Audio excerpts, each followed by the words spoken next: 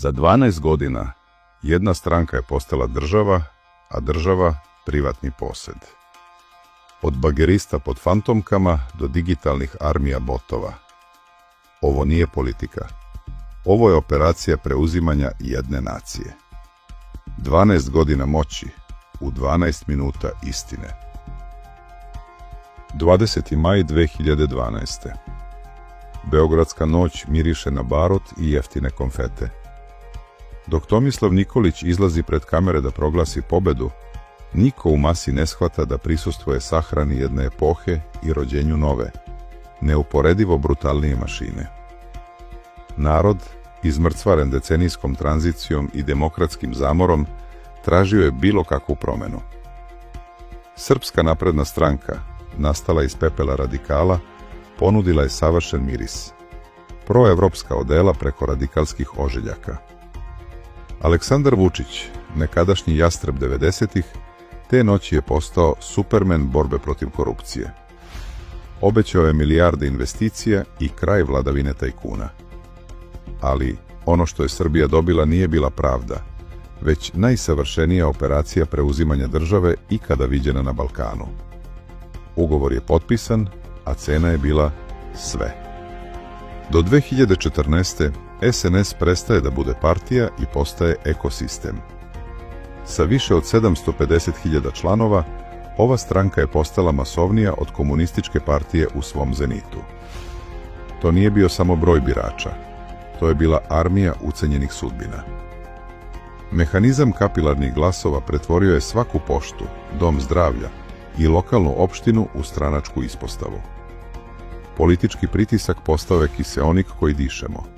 Svakodnevno, tiho, neizbežno. Svaki zaposleni u javnom sektoru dobio je listu, kapilarnu knjigu. Ako ne osiguraš svojih 10 glasova, tvoj ugovor na određeno nestaje. Država je prestala da bude servis građana i postala je call centar u kom se glasovi kupuju gotovinom, sakrivenom od očiju zakona u mračnim kancelarijama Luke Beograd.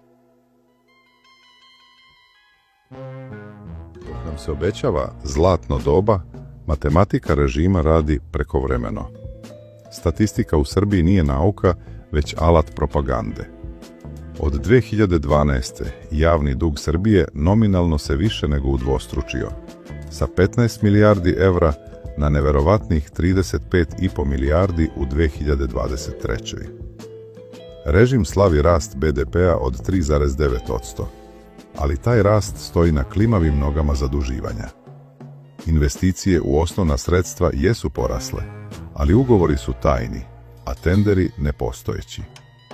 Cena svakog kilometra autoputa, svakog spomenika poput onog Stefanu Nemanji, koji je plaćen 9 miliona evra samo za metalne delove, ostaje državna tajna do 2023.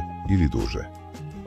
To je ekonomija gde se dugovi prepakuju kroz revizije, dok građani kroz inflaciju plaćaju ceh ove bajke. 13. mart 2015. Gusta magla iznad beogradskog aerodroma i 7 izgubljenih života. Beba iz Novog Pazara, vrhunski piloti i medicinsko osoblje stradali su jer je neko, verovatno radi televizijske promocije ministara, naložio sletanje u nemogućim uslovima. Umesto ostavki, dobili smo čeličnu odbranu. Ne morate da jurite Gašića i Lončara, jurite mene. Lakše je mene da skinete nego njih, jer ja njih neću da dam. Ne dam Gašića i Lončara. Te noći je država poručila: ljudski život je potrošna roba, a lojalnost ministara je svetinja. Odgovornost je izbrisana iz političkog rečnika. Bratislav Gašić, tadašnji ministar odbrane, nije snosio posledice. Samo je pomeren na funkciju šefa BIA, kasnije ministra policije, učvršćujući kulturu u kojoj se greške nagrađuju ako si veran vođi. U izbornoj noći, aprila 2016. u beogradskom naselju Savamala, pravna država je prestala da postoji. Dok su se prebrojavali glasovi, ljudi sa fantomkama i bagerima srušili su privatne objekte u Hercegovačkoj ulici. Građani su vezivani, telefoni oduzimani, a policija se svesno nije javljala na pozive u pomoć. Vučić je aktere nazvao kompletnim idiotima, jer nisu rušili po danu, ali je suština ostala. Partijski bager je jači od Ustava. Jedini osuđeni bio je šef smene policije Goran Stamenković, koji je kasnije priznao da je ucenjen da prihvati krivicu u zamenu za legalizaciju sopstvenog objekta i napredovanje u službi. Savamala je postala nulta tačka režima. Dokaz da se privatna imovina briše ako smeta luksuzu Beograda na vodi. Dok bageri ruše na ulici, botovi ruše svest građana. Istraživanje Stanford Internet observatorija otkrilo je armiju od 8.500 naloga i preko 43 miliona tvitova podrške Vučiću.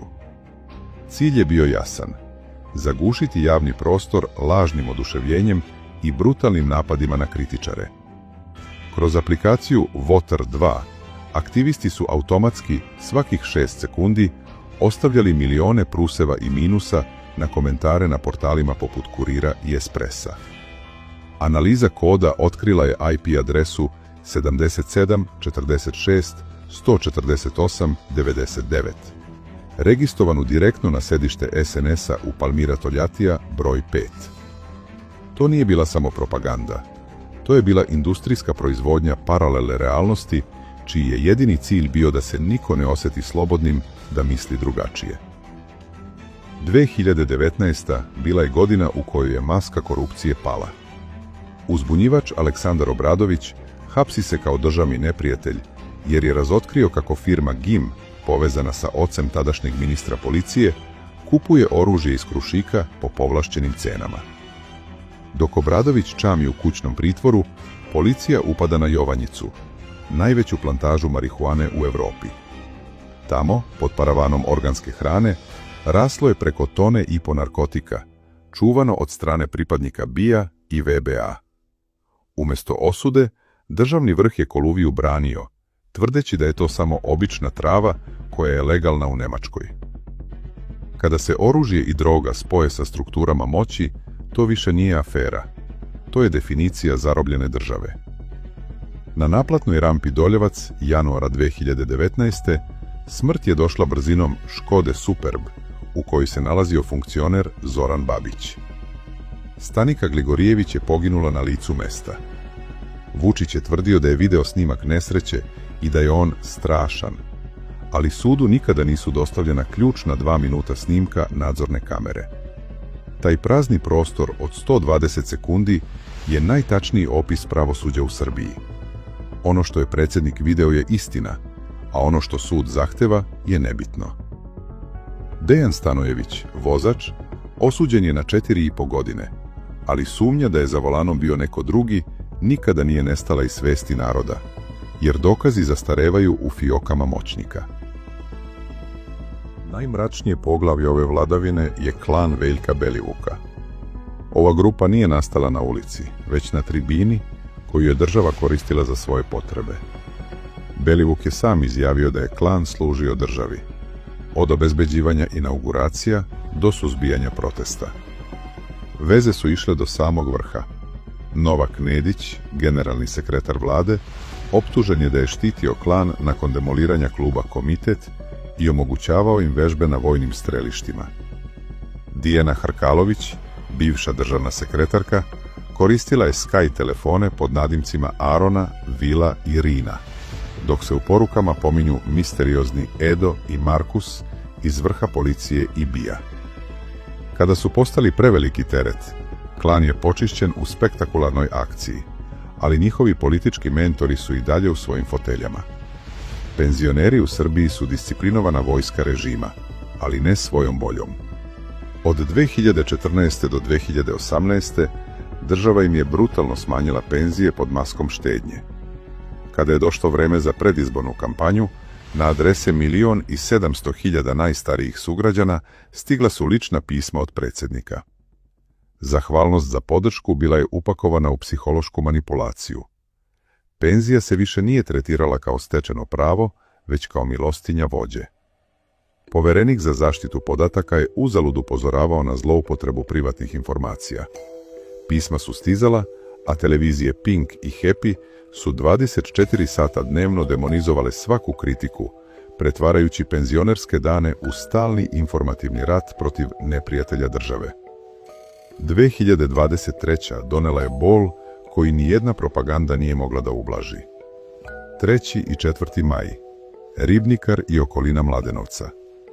19 mladih života ugašeno u 2 dana. Društvo je osjetilo miris truleži sistema koji je godinama kroz tabloide i reality programe normalizovao nasilje. Stotine hiljada ljudi na ulicama pod sloganom Srbija protiv nasilja postali su najveći izazov režimu u posljednjoj deceniji. Zahtevi za gašenje Pinka, Informera i smenu Rema bili su vapaj za normalnošću. Vlast je odgovorila organizovanjem kontramitinga Srbija nade, agresivnim spinovanjem i ignorisanjem građana, ali pukotina u temelju je ostala. Bio je to trenutak kada je Srbija shvatila da nasilje nije incident, već posljedica sistema koji se njime hrani. Gde smo danas, 12 godina kasnije? Dok nam se obećava Expo 2027, projekat težak neverovatnih 18 milijardi evra novih dugova bez javnih nabavki, Srbija se tiho prazni. Samo u 2024. Srbija je postala manja za 37.385 ljudi. To je prirodni priraštaj koji vrišti demografski kolaps. Mladi ne odlaze samo zbog plata, već zbog korupcije i nedostatka nade u sistem u kom se diploma kupuje, a pravda čeka u 2 minuta snimka koji fale. Mi gradimo nacionalni stadion za 100 miliona evra, dok nam škole ostaju prazne, a sela postaju spomenici prošlosti. 12 godina, 12 minuta. Mašina i dalje radi, ali gorivo je naša budućnost. Pitanje više nije kada će stati, već šta će od Srbije ostati kada se jednom ugase svetla ovog zlatnog doba.